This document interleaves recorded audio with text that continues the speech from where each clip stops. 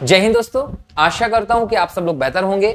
आज की इस क्लास में हम लोग बात करने वाले हैं मध्य प्रदेश के सामान्य अध्ययन पर आधारित लेक्चर नंबर 17 की, जिसमें हम अगले 25 क्वेश्चंस को चर्चा करेंगे। क्लियर? तो शुरू करते हैं आज के इस लेक्चर को, जिसमें आज का हमारा पहला प्रश्न है, शरद जोशी अवार्ड किस क्षेत्र में दिया जाता है? ऑप्शन है आपका पत्रकारिता में, फिल्म में, रिपोर्ट लिखने में, या हिंदी के व्यंग में, या फिर कविता में। सही उत्तर है आपका दोस्तों व्यंग। याद रखिएगा कि शरद जोशी जो थे वो एक व्यंग्यकार थे, ये व्यंग करते थे और इसी क्षेत्र में ही इनको लेकर अवार्ड भी दिया जाता है। अगर हम शरद जोशी की बात करें तो याद रखिएगा इनका संबंध जो है वो उज्जैन से मिलता है।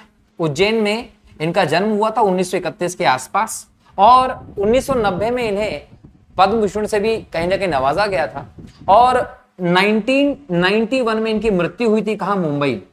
ये व्यंग्यकार थे, इनके कई सारे सीरियल्स भी हम लोगों को देखने को मिलते हैं, कई सारे इन्होंने कहानी भी लिखा है, लेकिन इंपॉर्टेंट विधा इनकी क्या है? व्यंग रही है। और इन्होंने दोस्तों कई सारी रचनाएं की, जिनमें हम लोग देखते हैं दोस्तों, याद रखिएगा, मेरा दामाद, आज बात करें दोस्तों गोधूली, एक और बात करें उड़ान, उत्सव, लापतागंज जो रहा इनका एक फेमस सीरियल रहा है, ये भी आप लोग ध्यान रखिएगा। इसके अलावा दोस्तों याद रखिएगा सिंहासन बत्तीसी जो रहा है वो भी इन्हीं का बोल सकते हैं कि एक इनकी कृति रही है। इसके अलावा छोटी सी बात भी शरद जोशी की कृति है, जो कि मध्य प्रदेश के उज्जैन से संबंधित थे, और 1931 में इनका जन्म हुआ था, मृत्यु हुई थी 1991 में मुंबई में। क्लियर? तो ये शरद जोशी की हम लोगों ने बात की दोस्तों। लापतागंज जो रहा इनका बहुत ही फेमस सीरियल था, आप लोगों ने देखा भी होगा, सब टीवी पहले आता था। तो कहीं ना कहीं ये शरद जोशी संबंधित व्यवस्था थी। अगर अवार्ड का पूछे तो आप बताएंगे व्यंग के संबंध में इनका अवार्ड दिया जाता है। अगला प्रश्न है, कहता है कि मध्य प्रदेश में चलाया गया ऑपरेशन प्ले फील्ड किससे संबंधित है? ऑप्शन है आपके शिक्षण सुधार से, नैतिक सुधार से, खेल सुधार से, या स्वास्थ्य सुधार से। प्ले फील्ड का संबंध दोस्तों खेल सुधार से, आप लोगों को याद है। ओके, अगला प्रश्न देखते हैं। अगला प्रश्न है, मध्य प्रदेश में अनाथ बच्चों हेतु बनाए गए अनाथालयों का निम्नलिखित में से क्या नाम है? ऑप्शन है बेसहारा बच्चों का सेवाश्रम, दूसरा ऑप्शन है अनाथ संघ, तीसरा ऑप्शन है मातृ कुटीर, चौथा ऑप्शन है उपयुक्त सभी हो नहीं सकता दोस्तों, याद रखिएगा। इसका सही उत्तर है मातृ कुटीर। मध्य प्रदेश में जो अनाथ बच्चों के लिए अनाथालय बनाए गए, उनका जो नाम है वो मातृ कुटीर दिया गया है, ये आप लोगों को ध्यान रखना है। क्लियर? चलिए आगे बढ़ते हैं, अगला प्रश्न देखते हैं। अगला प्रश्न है आपका प्रश्न नंबर 4, कहता है तुमेन अभिलेख कहां स्थित है? ऑप्शन है आपके दतिया में, गुना में, जबलपुर में, या विदिशा में। दोस्तों क्वेश्चन के हिसाब से देखें तो गुना, लेकिन तुमेर नाम की जो जगह है वो आप लोगों को अशोकनगर में देखने को मिलती है, क्योंकि आप लोग जानते हैं कि अशोकनगर जो है वो गुना से अलग करके बनाया गया 2003 में। क्लियर? तो गुना इसका उत्तर यहां होगा, परंतु अभी अगर आप देखते हैं तो अशोकनगर में तुमेन जगह है और यहां से एक लेख मिलता है। यह अभिलेख जो है दोस्तों वो कुमार गुप्त से संबंधित दिखाई पड़ता है। किससे संबंधित? कुमार गुप्त से। कुमार गुप्त जो थे गुप्त शासक थे। क्लियर? और ये चंद्रगुप्त द्वितीय के बाद राजा बनता उनका बेटा था। ठीक है, अब यहां एक और चीज आपको समझना है कि कुमार गुप्त जो रहा इसके समय आपको 5वीं सदी में, कब? 5वीं सदी में यहां पर नालंदा विश्वविद्यालय देखने को मिलेगा। तो नालंदा विश्वविद्यालय दोस्तों वो बिहार में कुमार गुप्त के समय ही बनवाया गया था, इसी ने बनवाया था, और उस समय इसकी बहुत बड़ी व्यवस्था थी। लगभग 10,000 के आसपास छात्र यहीं लेके पढ़ते थे, और इसे बौद्ध धर्म का विशाल केंद्र भी माना गया। लेकिन कालांतर में कुतुबुद्दीन ऐबक और बख्तियार खिलजी ने मिलकर इसमें आग लगा दी थी, और यहाँ पर भारत का पूरा जो शास्त्र का भंडार था वो था, और ये माना जाता है कि लगभग 6 महीने तक यहाँ पर आग जलती रही, और पूरा भारत का जो शास्त्रों का एक बोल सकते हैं कि इकट्ठा करके रखा गया था, संग्रहालय था, वो पूरा जलकर नष्ट हो गया था। तो भारतीय इतिहास के कई इंपॉर्टेंट जो स्रोत हैं वो भी यहाँ पर जलकर खत्म हो गए थे। तो कहीं ना कहीं ये घटना आप याद रखिएगा। नालंदा विश्वविद्यालय बनवाया था कुमार गुप्त ने 5वीं शताब्दी के आसपास, और कुमार गुप्त से संबंधित है तुमेन अभिलेख, जो कि आपको वर्तमान में अशोकनगर, पहले गुना सिटी में मिलता है। क्लियर? चलिए आगे बढ़ते हैं। अगला प्रश्न है आपका, लाडली बहना योजना में कितने वर्ष की महिलाओं को लाभ दिया जा रहा है? ऑप्शन है आपके 23 से 55 वर्ष की महिलाओं को, 21 से 55 वर्ष की महिलाओं को, 23 से 60 वर्ष की महिलाओं को, या 18 से 60 वर्ष की महिलाओं। याद रखिएगा 23 से 60 वर्ष की जो भी महिलाएं मध्य प्रदेश की, उन्हें लाडली बहना योजना के अंतर्गत 1000 रुपए जो दिए जा रहे हैं वो दिए जा रहे हैं। तो 1000 रुपए का लाभ इस क्षेत्र में दिया जा रहा है। और ये भी याद रखिएगा, किसी के पास भी जो इनकम है वार्षिक वो 2.5 लाख से ज्यादा नहीं होना चाहिए। अगर किसी की इनकम 2.5 लाख से ज्यादा है या 5 एकड़ से ज्यादा उनका भूमि है तो ऐसे लोगों को भी इस योजना का लाभ नहीं दिया जाएगा। तो यहां ध्यान रखिएगा 23 से 60 वर्ष के बीच जो भी महिलाएं हैं उन्हें लाडली बहना योजना के तहत 1000 रुपए की प्राप्ति हो रही है। क्लियर, चलिए आगे बढ़ते हैं। अगला प्रश्न है दोस्तों, प्रश्न नंबर 6 कहता है द्रोणाचार्य पुरस्कार किन व्यक्तियों को दिए जाते हैं? ऑप्शन है आपके प्रशिक्षक को, योग विशेषज्ञ को, एशियाई खेलों में स्वर्ण पदक विजेता को या कुश्तीबाज को। सही उत्तर है आपका प्रशिक्षक को। याद रखिएगा द्रोणाचार्य पुरस्कार प्रशिक्षक को दिया जाता है और ये 1985 से स्थापित किया गया और 5 लाख की राशि इसमें दी जाती है। एक साल में अधिकतम 5 लोगों को पुरस्कार दिया जाता है। कौन सा? द्रोणाचार्य पुरस्कार। ये परंपरा शुरू हुई है आचार्य द्रोणाचार्य के नाम पर, जिन्होंने कौरवों और पांडवों को शिक्षित किया था और हर साल 29 अगस्त के दिन ये पुरस्कार दिए जाते हैं अन्य पुरस्कारों के साथ साथ। जैसे खेल रत्न पुरस्कार हुआ, आपके अर्जुन पुरस्कार हुए, इनका जो वितरण होता है वो भी 29 अगस्त को ही होता है। इस दिन होता है राष्ट्रीय खेल दिवस, और राष्ट्रीय खेल दिवस जो है ना दोस्तों वो मेजर ध्यानचंद जी का जन्म दिवस होता है। हॉकी के जादूगर नाम से प्रसिद्ध मेजर ध्यानचंद जी जो है उनका जन्म जो है वो 29 अगस्त को हुआ था और इनके जन्म दिवस को आप खेल दिवस के तौर पर सेलिब्रेट करते हैं। तो इस दिन ये पुरस्कार का वितरण किया जाता है। तो अगर द्रोणाचार्य पुरस्कार पूछ ले तो ये प्रशिक्षकों को दिया जाता है, ध्यान रखें। 1985 में शुरू किया गया था। अगला प्रश्न कहता है आम अनुसंधान केंद्र कहाँ स्थित है? ऑप्शन है आपके नरसिंहपुर में, गोविंदगढ़ रीवा में, बाबई होशंगाबाद में या टिमरनी हरदा में। सही उत्तर है आपका दोस्तों गोविंदगढ़ रीवा में आम अनुसंधान केंद्र है। लेकिन जरूरी नहीं है कि एग्जाम में आम अनुसंधान केंद्रीय प्रश्न आए, हो सकता है कि आपसे अदर प्रश्न भी पूछ सके। तो हम यहाँ पर कुछ अनुसंधान केंद्र देख लेते हैं जो मध्य प्रदेश में फेमस है। क्लियर, यहाँ देखिए अगर आपसे पूछा जाता है अंगूर अनुसंधान केंद्र कहाँ है तो ये आपको मिलता है रतलाम में। अगर आपसे पूछता है सोयाबीन अनुसंधान केंद्र कहाँ है, आप बताते हैं इंदौर में। अगर आपसे पूछता है कि मक्का अनुसंधान केंद्र कहाँ है, खमरिया में। ये खमरिया कहाँ है? जबलपुर में। अगर आपसे पूछा जाता है गेहूं अनुसंधान केंद्र कहाँ है तो बताएंगे खमरिया में, ये भी दोस्तों जबलपुर में है। अगर आपसे पूछा जाता है अपराल अनुसंधान ब्यूरो कहाँ है तो क्या बताएंगे? ये सागर में है। अगर आपसे पूछा जाता है कपास अनुसंधान केंद्र है तो आप क्या बताएंगे? खरगोन में है। अगर आपसे पूछा जाता है कि धान अनुसंधान केंद्र कहाँ है तो आप बताएंगे बड़वानी में। तो ये मध्य प्रदेश के अलग अलग अनुसंधान केंद्र है। जनजातीय अनुसंधान केंद्र अगर पूछ ले आपसे दोस्तों तो याद रखिएगा ये भोपाल में स्थापित किया गया। ठीक है, तो ये मध्य प्रदेश के अनुसंधान केंद्र है। इसमें एक और याद रख लीजिएगा वन अनुसंधान केंद्र अगर पूछ लेता है तो ये जबलपुर में। तो यहां से आपको अगर अनुसंधान केंद्र से कोई क्वेश्चन आता तो इनमें से एक क्वेश्चन जरूर आ जाएगा। आम अनुसंधान केंद्र क्वेश्चन था जो गोविंदगढ़ रीवा में है। इसके साथ मैंने आपको इतने सारे अनुसंधान केंद्र के बारे में बता दिया। आप चाहे तो इसे नोट कर सकते हैं, नोट कर लीजिए। अगर एग्जाम में ये नहीं आया तो इनमें से एक ना एक तो जरूर आएगा। क्लियर, तो ये सभी प्रश्न आपके एग्जाम की दृष्टि से इंपॉर्टेंट है। अनुसंधान केंद्र को लेकर किसी न किसी परीक्षा में प्रश्न जरूर देखने को मिलता है जो परीक्षा मध्य प्रदेश स्तर की होती है। ठीक है, तो नोट कर लीजिए पूरी टेबल को और खटाक से लगा दीजिएगा जैसे आपको एग्जाम में देखने को मिले। क्लियर, चलिए अगला प्रश्न देखते हैं। अगला प्रश्न है मुक्तागिरी तीर्थ क्षेत्र कहाँ है? ऑप्शन है दतिया में है, बैतूल में है, सोनकच्छ में या उदयगिरी में। सही उत्तर है आपका बैतूल में। बैतूल मध्य प्रदेश के एक दक्षिणवर्ती जिले के तौर पर देखते हैं, सतपुड़ा क्षेत्र के अंतर्गत आता है और यहीं पर आपको मुक्तागिरी देखने को मिलता है जहां पर लगभग 52 के आसपास मंदिर देखने को मिलते। कितने? 52 के आसपास यहां पर आपको प्रतिमा देखने को मिलती है। और यहां पर पार्श्वनाथ जो जैन धर्म में 23वें तीर्थंकर थे, इनकी आपको प्रतिमा देखने को मिलती है। बहुत खूबसूरत क्षेत्र है यह सतपुड़ा की वादियों का और एक प्रसिद्ध जैन तीर्थ स्थल के तौर पर आप इसको देखते हैं। किसको? मुक्तागिरी को ध्यान रखिएगा। ठीक है, तो ये क्वेश्चन भी एग्जाम में आने लायक है कि मुक्तागिरी कहाँ है तो बैतूल में है, पार्श्वनाथ की यहाँ पर देखने को मिलती है। अगला क्वेश्चन देखते हैं बेवर क्या है दोस्तों। बेवर जो है उसको लेकर ऑप्शन दिए, कृषि पद्धति है, लोक गायन है, गोंड जनजाति का नृत्य है या उक्तों में से कोई नहीं। तो सही उत्तर है आपका दोस्तों कृषि पद्धति। बेवर एक कृषि पद्धति है जो मुख्य तौर पर आपको बेगा जनजाति में, जो बेगा जनजाति है उसमें देखने को मिलती है और विशेष तौर पर ये दक्षिण पूर्वी मध्य प्रदेश और छत्तीसगढ़ के क्षेत्र में है। जनरली जो बेगा जनजाति होते हैं दोस्तों ये धरती को अपनी माता मानते हैं, धरती को अपनी माता मानते हैं, याद रखिएगा। और चूंकि ये धरती को अपनी माता मानते हैं तो उस पर हल चलाना ये गलत समझते हैं। इनके हिसाब से वो धरती माता के सीने पर हल क्योंकि उस पर चीर नहीं सकते हैं तो इसलिए हल नहीं चलाते। अब हल नहीं चलाते तो खेती कैसे करेंगे? तो ये क्या करते हैं कि जो राख होती है उस राख में बीज को मिलाकर फेंक देते हैं जमीन पर और बारिश का इंतजार करते हैं। बारिश आने के बाद वो बीज जमीन में दब जाते हैं और वहां से फसल उग जाती है। तो इस प्रकार की खेती जो होती है वो बैगा जनजाति में प्रसिद्ध है और इसे आप एक बेवर कृषि के तौर पर या झूम कृषि के तौर पर आप इसे जानते हैं। ध्यान रखिएगा, तो एग्जाम में अगर पूछे बेवर कृषि क्या है तो आप बता सकते हैं कि एक कृषि पद्धति है बेवर। ठीक है, चलिए आगे देखते हैं। अगला प्रश्न है आपका, प्रश्न नंबर 10 कहता है मध्य प्रदेश में कौन सा स्थान है जहां जनश्रुतियों के अनुसार ब्रह्मा विष्णु और महेश ने बाल अवतार लिया था? याद रखिए, ऑप्शन है अमरकंटक, ओंकारेश्वर, चित्रकूट और महेश्वर। सही उत्तर है आपका दोस्तों चित्रकूट।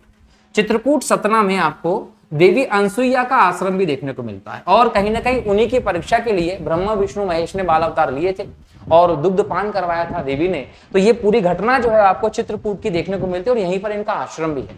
ये कहाँ है दोस्तों? सतना में है। सतना में इसके अलावा दोस्तों आपको याद रखिएगा 11 वर्ष अपने वनवास के 11 वर्ष, याद रखिएगा 14 वर्ष के वनवास में से 11 वर्ष श्री राम जी ने इस क्षेत्र में ही गुजारे थे।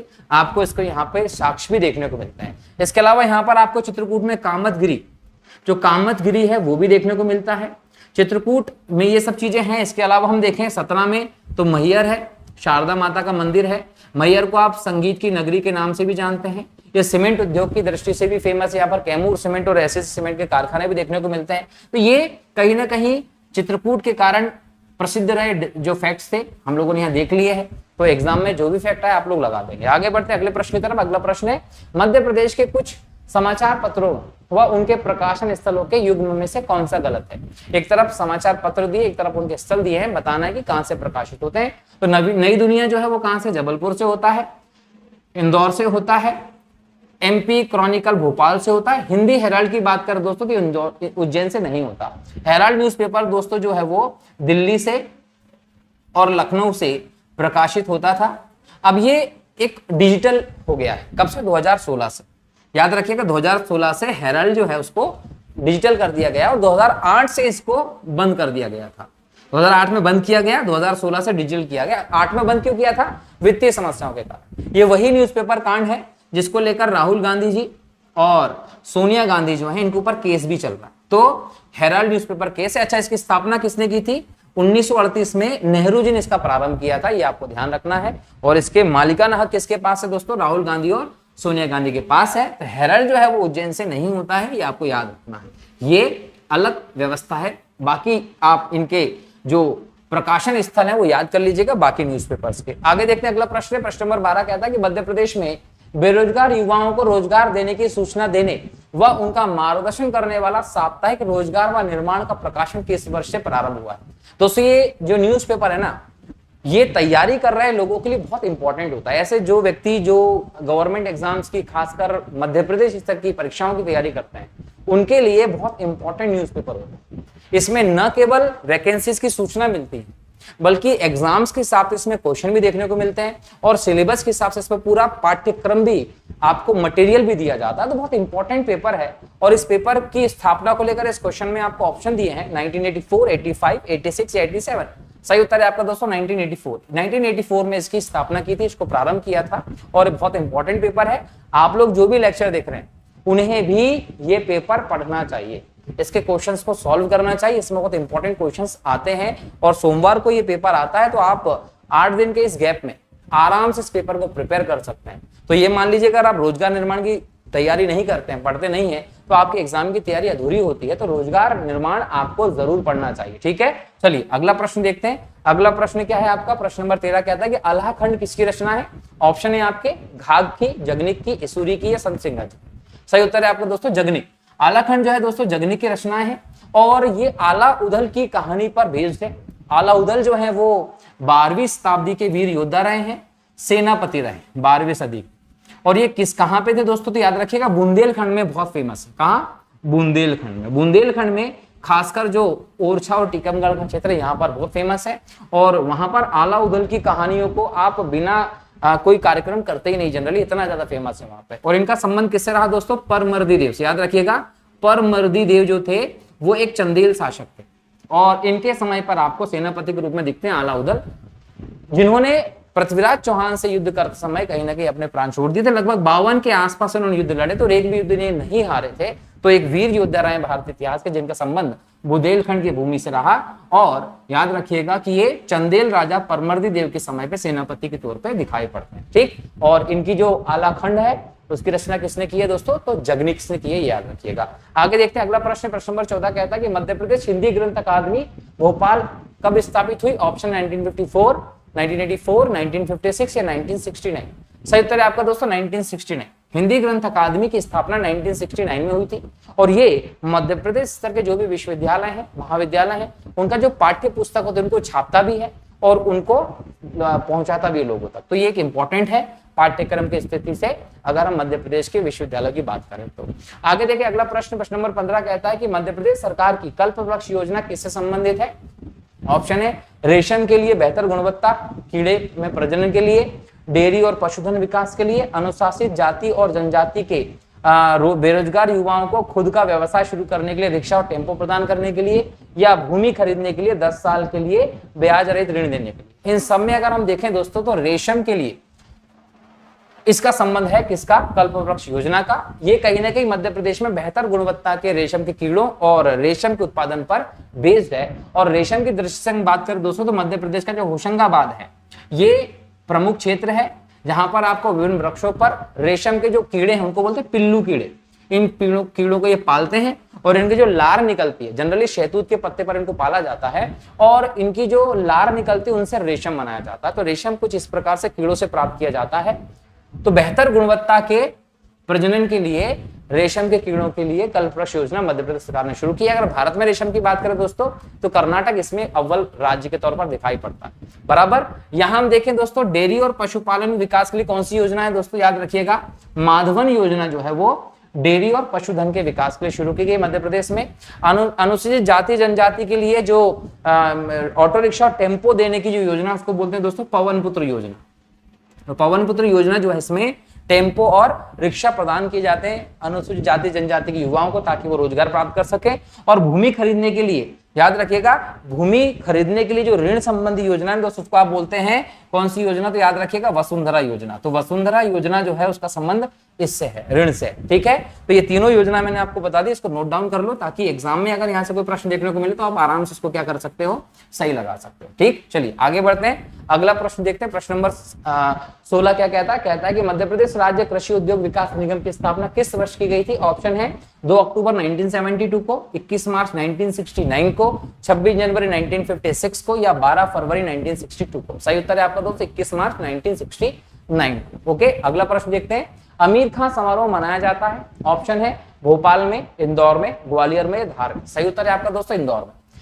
आमिर खान समारोह जो है तो इंदौर में मनाया जाता है, किसके लिए? आमिर खान की याद में। ये एक संगीतकार थे, शास्त्रीय संगीत में इनका इंपॉर्टेंट योगदान रहा। इनके अवसर इनके लिए ही इंदौर में आमिर खान समारोह मनाया जाता है और इनका जन्म हुआ था दोस्तों 1912 में इंदौर में, ठीक है। जबकि इनकी मृत्यु जो है वो आपको देखने को मिलती कलकत्ता में, लेकिन चूंकि इंदौर में जन्मे थे इसलिए इनका जो समारोह होता है संगीत समारोह जो है वो कहां, इंदौर में मनाया जाता है हर साल, ठीक। चलिए आगे बढ़ते हैं। अगला प्रश्न है किस जनजाति में सेवा विवाह की प्रथा है? ऑप्शन है गोंड, भील, कोरकू या कोल। सही उत्तर है आपका दोस्तों गोंड। याद रखिएगा सेवा विवाह को आप लमसेना विवाह भी कहते हैं और ये इंपॉर्टेंट तौर पर बैगा जनजाति में दिखाई पड़ता है, लेकिन बैगा के साथ आप इसको गोंड में भी देखते हो। इस व्यवस्था में क्या जो दामाद होता है उसको अपने ससुर के यहाँ पर रहना पड़ता है और काम करना पड़ता है, घर जमाई वाला सिस्टम है। इसको सेवा विवाह भी आप कहते हैं, जो कि गोंड जनजाति में और बैगा जनजाति आपको देखने को मिलता है दक्षिण पूर्वी मध्य प्रदेश और छत्तीसगढ़ के इलाकों में, लेकिन इंपॉर्टेंटली ये बैगा जनजाति में होता है, ये भी ध्यान रखिएगा, ठीक। चलिए अगले बढ़ते हैं। नेक्स्ट प्रश्न है निम्नलिखित में से कौन सी जगह मध्य प्रदेश में नहीं है? ऑप्शन है असीरगढ़ का किला, गिन्नौर का किला, मांगी तुंगी या गढ़कुंदर का। याद रखिएगा जो मांगी तुंगी है ये महाराष्ट्र में एक पर्वत क्षेत्र है। कहां? महाराष्ट्र में। एक प्राकृतिक स्थल है, जैन तीर्थ के तौर पर इसको देखते हैं आप, बहुत अच्छा यहाँ पर देखने को मिलता है महाराष्ट्र में।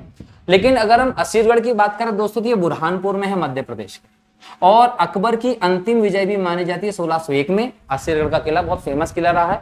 दक्षिण से मध्य प्रदेश का प्रवेश द्वार, मालवा का प्रवेश द्वार भी आप बुरहानपुर को असीरगढ़ के किले को मानते हैं, ये ध्यान रखना है। अगर हम यहाँ गिन्नौरगढ़ की बात करें तो गिन्नौरगढ़ जो है ना ये रायसेन में। अगर आप रायसेन जाएंगे और रायसेन में जो रातापानी अभ्यारण्य है ना, आप जब उसमें जाते हैं तो रातापानी अभ्यारण्य में ये किला है। जब उस किले पे जाते हैं तो दोस्तों वहां से आपको आसपास के रायसेन के क्षेत्र का बहुत खूबसूरत नजारा देखने को मिलता है, पूरा वन क्षेत्र आपको देखने को मिलेगा जब आप इस किले की छत पे जाएंगे। हालांकि वहां जाएं तो संभल के जाएं, क्यों? क्योंकि कमजोर हो सकता है दुर्घटना हो जाए, तो बड़ा संभल के जाना, गाइड के साथ जाना। और आप वहाँ गाइड के साथ ही जा पाते, क्योंकि उबड़ खाबड़ प्रदेश है, और क्योंकि रातापानी एक बाघ अभ्यारण्य भी है, तो यहाँ पर आपको बाघ भी देखने को मिल सकते हैं। तो बहुत खूबसूरत जगह, प्राकृतिक जगह है। लेकिन यहाँ जब आप गिन्नौरगढ़ की बात करेंगे तो गौड़ शासक और परमार शासकों के समय पे ये प्रसिद्ध रहा है रायसेन में। तो ये भी हमारे यहाँ पर गण कुटीर की बात करें दोस्तों, तो ये याद रखिएगा, चंदेल राजा जो रहे हैं और बुंदेला राजा जो रहे हैं, इनके समय टीकमगढ़ का एक इंपॉर्टेंट क्षेत्र रहा है। तो बाकी के 3 हमारे यहाँ पर हैं, लेकिन मांगी तुंगी जो है वो महाराष्ट्र का एक पर्वतीय क्षेत्र है, ये ध्यान रखिएगा। तो ये मध्य प्रदेश में नहीं है। बाकी तीनों भी अब याद कर लीजिएगा, इनका संबंध कहाँ से। क्लियर? चलिए अगला देखते हैं। अगला प्रश्न है, सुकन्या समृद्धि योजना में खाता खोलने के लिए पात्र लड़की की अधिकतम आयु क्या है? 7 वर्ष है, 8 वर्ष, 9 वर्ष या 10 वर्ष? याद रखिएगा, अधिकतम आयु है 10 वर्ष। 2015 में प्रधानमंत्री नरेंद्र मोदी जी ने ये स्कीम शुरू की थी, जिसमें डाकघर खाता या किसी भी ऐसे बैंक में खाता खोला जाता है और इसमें अधिकतम राशि 1.5 लाख जमा की जाती है। तो इस प्रकार से ये बालिका के भविष्य के लिए सुकन्या समृद्धि योजना मोदी जी के द्वारा शुरू की गई थी 2015 में। तो याद रखिएगा कि इसमें डाक बचत खाता खोला जाता है ना। अगला प्रश्न देखते हैं। नेक्स्ट प्रश्न है, प्रश्न नंबर 21 कहता है कि निम्नलिखित में से कौन सी जगह यूनेस्को की विश्व धरोहर सूची में नहीं है? ऑप्शन है खजुराहो के स्मारक, भीमबेटका के पत्थर शेल्टर, सांची के बुद्धिस्ट स्मारक या विदिशा की उदयगिरी गुफाएं। याद रखिएगा, विदिशा की उदयगिरी की जो गुफाएं हैं, इनको अभी तक सांची के यूनेस्को की सूची में शामिल नहीं किया गया है। अगर हम खजुराहो के स्मारकों की बात करें दोस्तों, तो खजुराहो के स्मारकों को शामिल किया जा चुका है। कब किया गया है? तो 1986 में। भीमबेटका की बात करें तो 2003 में, और सांची के बुद्ध स्मारक की बात करें दोस्तों, तो याद रखिएगा इसको भी आपने शामिल कर लिया लगभग 1989 के आसपास। सांची के स्तूपों की खोज लगभग 1818 के आसपास टेलर महोदय ने की थी। और खजुराहो के जो स्मारक है दोस्तों, आप लोगों को पता है, चंदेल राजाओं के समय 950 से 1050 के आसपास स्थापित किए गए थे। तो बहुत इंपॉर्टेंट जगह है ये, तो इनको याद रख लीजिएगा। बाकी इनके बारे में अलग अलग लेक्चर्स में बात कर चुका हूं, इसलिए ज्यादा डिटेल में हम लोग यहाँ नहीं जाते हैं। लेकिन यहाँ 3 जगहें जो है, सांची, भीमबेटका और खजुराहो, ये यूनेस्को की सूची में शामिल। ओके, चलिए अगला प्रश्न देखते हैं। प्रश्न नंबर 22 कहता है, मध्य प्रदेश में सबसे ज्यादा कौन सी बोली बोली जाती है? ऑप्शन है बुंदेली, बघेली, निमाड़ी या मालवी। सही उत्तर है आपका दोस्तों बुंदेली। ठीक है, अगला प्रश्न देखते हैं। प्रश्न नंबर 23 कहता है, मध्य प्रदेश का पहला आम बजट किसने पेश किया था? ऑप्शन है आपके सुभाष चंद्र शर्मा, मिश्रीलाल गंगवाल, कुंजीलाल दुबे या भगवंत राव मंडलोई। सही उत्तर है आपका दोस्तों भगवंत राव मंडलोई। भगवंत राव मंडलोई जो है, इन्होंने लगभग 19 दिसंबर के आसपास 1956 में ही ये बजट पेश किया था। कौन सा बजट? मध्य प्रदेश का पहला आम बजट। उसके बाद से लगातार आप देखते हैं कि मध्य प्रदेश के बजट जो है वो पेश किए जाते हैं। ठीक, चलिए अगला प्रश्न देखते हैं। अगला प्रश्न क्या है आपका? नेक्स्ट प्रश्न कहता है, मध्य प्रदेश के उज्जैन और रतलाम में शिक्षा के प्रसार हेतु गांव घर स्थापित किए गए। तो इनका संबंध किस प्रकार की शिक्षा से है? अगर इसके ऑप्शंस पे जाएंगे तो प्रौढ़ शिक्षा, ग्रामीण शिक्षा, जनजातीय शिक्षा या नारी शिक्षा। इस पूरी व्यवस्था का संबंध जो है वो प्रौढ़ शिक्षा से है। प्रौढ़ शिक्षा के लिए ही ये पूरी योजना, पूरी व्यवस्था जो स्थापित किए जा रही है, आप लोगों को ध्यान। ओके, चलिए, तो ये 24 क्वेश्चंस हुए, और ये 24 क्वेश्चंस के बाद आपका आज का जो लास्ट क्वेश्चन है, क्वेश्चन नंबर 25 कहता है कि हर्षचरित किसकी रचना है? ऑप्शन है आपके बाणभट्ट की, भर्तृहरि की, भवभूति के, पद्माकर की। सही उत्तर है आपका दोस्तों बाणभट्ट की। बाणभट्ट जो है ये हर्ष के दरबारी कवि थे। किसके? हर्ष के दरबारी कवि थे, और इनको आप विद्वान के तौर पर जानते हो। इन्होंने हर्ष के शासनकाल पर आधारित जो किताब है वो लिखी थी, जिसका नाम है हर्षचरित। याद रखिएगा, अगर पूछ ले कि हर्षचरित की रचना किसने की थी, तो वो किसने की थी? बाणभट्ट ने की थी। ये भी ध्यान रखना, एग्जाम में क्वेश्चन आया हुआ है। हर्षचरित के अलावा इसकी एक और किताब रही, उस किताब का नाम था कादम्बरी। जो कादम्बरी है वो भी किसने लिखी है दोस्तों? तो याद रखिएगा वो भी बाणभट्ट ने लिखी है, जो कि हर्ष के दरबारी कवि थे। कब थे ये? तो ये भी ध्यान रखेंगे कि 7वीं सदी के आसपास। 7वीं सदी में अगर हम जाते हैं तो यहाँ पर आपको तीसरे दशक में, जो तीसरा दशक रहा है, उस दशक में आपको बाणभट्ट दिखाई पड़ते हैं, जो मान रहे हैं, और इन्होंने कहीं ना कहीं पूरी हर्ष के समय की जो घटना है उसको भी वर्णित किया है। तो ये अंतिम आज का प्रश्न था, जिसको हम लोगों ने इसके माध्यम से चर्चा किया। ठीक है, इसके बाद अगर हम देखें तो आज के इस लेक्चर के 25 प्रश्न जो है पूरे होते हैं। मिलता हूं अगले लेक्चर में फिर से नए 25 क्वेश्चंस के साथ। तब तक के लिए दोस्तों बहुत बहुत शुक्रिया। जय हिंद, जय भारत, वंदे मातरम।